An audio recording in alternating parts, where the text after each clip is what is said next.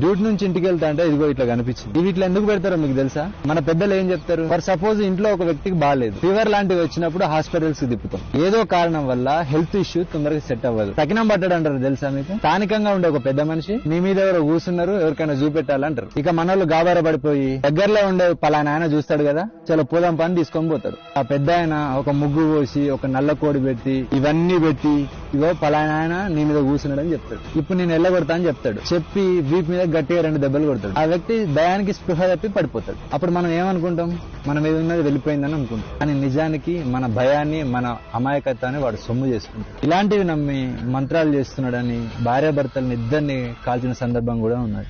వీటి ముట్టుకుంటే నిజంగా ఏమన్నా అవుతుందా?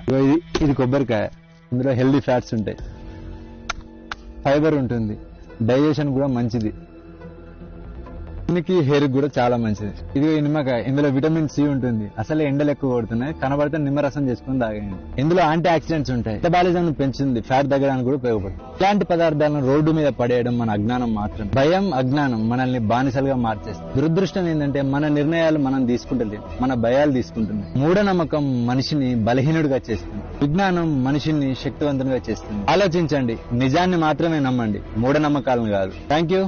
జై హింద్.